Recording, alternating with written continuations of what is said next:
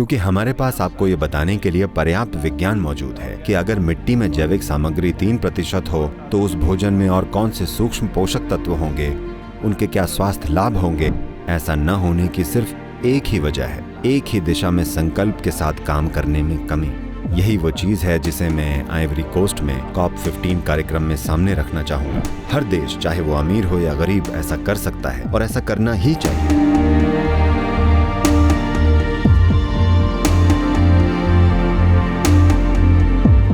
सद्गुरु मिट्टी को रेत बनने से रोकने वाले संगठन UNCCD के सम्मेलन के 15वें सत्र में आपके हिस्सा लेने की उम्मीद है। ये सम्मेलन 19 से 20 मई तक पश्चिम अफ्रीका के कोटे डियाइवर में अबिजान में आयोजित किया जाएगा। विश्व के लीडर्स, मंत्री, सामाजिक संगठन, विशेषज्ञ, पूरी दुनिया के लोग भूमि और मिट्टी के बहुत महत्वपूर्ण मुद्दे पर चर्चा करने के लिए हजारों की संख्या में अबिजान जाएंगे और हम इस सम्मेलन में आपके हिस्सा लेने का इंतजार कर रहे हैं। मेरा मानना है कि अबिजान उन शहरों में से एक है जहां आप उन 100 दिनों के दौरान जाने वाले हैं। अबिजान में ऐसे संगठनों के सम्मेलन से आप क्या उम्मीद करते हैं और आप वहां क्या हासिल करने की आशा करते हैं? पहली चीज ये कि मैं आपसे और UNCCD में सभी से अनुरोध करूंगा कि आप किसी तरह ज्यादा फोकस ऊपरी मिट्टी पर ले आएं।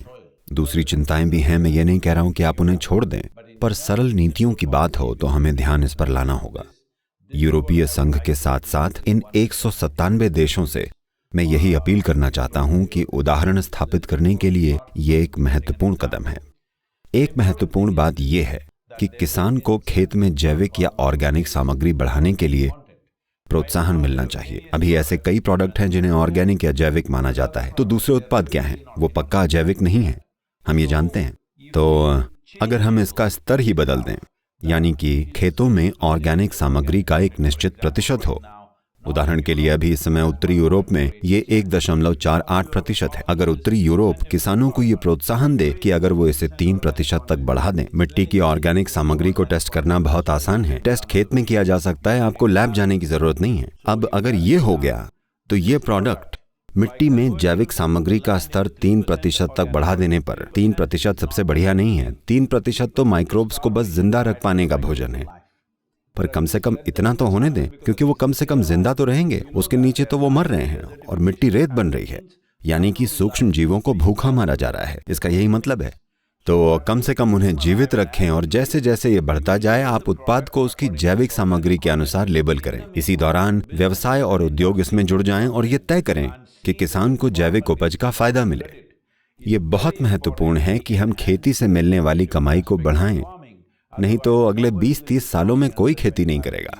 तो एक और बात यह है कि उत्पाद को बाजार में अलग अलग स्थान मिलेंगे, 3%, 4% या 5%, क्योंकि हमारे पास आपको ये बताने के लिए पर्याप्त विज्ञान मौजूद है कि अगर मिट्टी में 3% जैविक सामग्री हो तो उस भोजन में कौन से अतिरिक्त सूक्ष्म पोषक तत्व मौजूद होंगे और उनके स्वास्थ्य लाभ क्या होंगे, वो भोजन किस तरह से रोगों को दूर करेगा।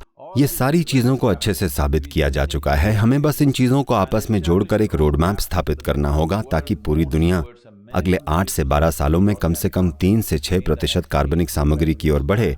ये बिल्कुल किया जा सकता है, क्योंकि अगर आप बस कवर क्रॉप लगा दें, गर्मी या जाड़े में जैसा भी जहां की जलवायु हो, बस जमीन को ढक कर रखने वाली फसलें लगाएं और जोत कर वापस ले आएं। अगर आपने ऐसा किया तो 6 से 8 सालों में ज्यादातर जमीन 3% जैविक कंटेंट पर होगी कम से कम। तो यह असंभव नहीं है, न ही इसमें बहुत ज्यादा पैसा लगेगा। ये केवल एक ही दिशा में काम करने और कमिटमेंट का सवाल है। भारत में हमने ये पाया है कि जमीन को ढकने की कवर क्रॉप को लगाने के लिए अगर सरकार को बीज डालने के लिए सब्सिडी देनी हो, जिससे किसान कोई फसल नहीं लेंगे, जिसे सिर्फ खाद के रूप में इस्तेमाल किया जाएगा, अगर आपको ऐसा करना हो तो इसकी कीमत सिर्फ 450 रुपए प्रति एकड़ होगी, जो कि सिर्फ 5 यूरो या 5 यूरो प्रति एकड़ से भी कम है। ऐसा हर देश कर सकता है, इसके लिए भारी बजट की जरूरत नहीं है। अगर आप 2 से 3 सालों में ये करना चाहें तो थोड़े ज्यादा पैसे खर्च करने होंगे, लेकिन अगर आप इसे 6 से 8 सालों में करना चाहें तो हर देश ये कर सकता है।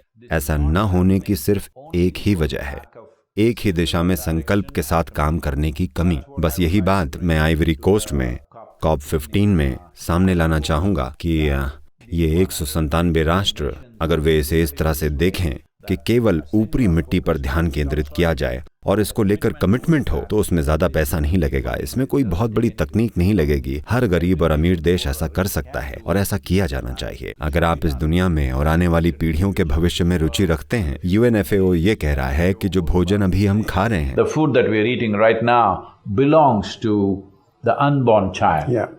वो अजन्मे बच्चे का भोजन है। अजन्मे बच्चे का भोजन खाना, इससे मेरा दिल बहुत दुखता है। ये ऐसा लगता है मानो हम इंसानियत के खिलाफ एक अपराध कर रहे हैं। तो बहुत बहुत धन्यवाद सद्गुरु। सभी श्रोताओं और दर्शकों को भी धन्यवाद। दुनिया भर से लाखों लोग सद्गुरु को फॉलो करते हैं और हमें आशा है कि वो केवल आपके वीडियो को फॉलो करने के बजाय अपने कामों से आपको फॉलो करेंगे।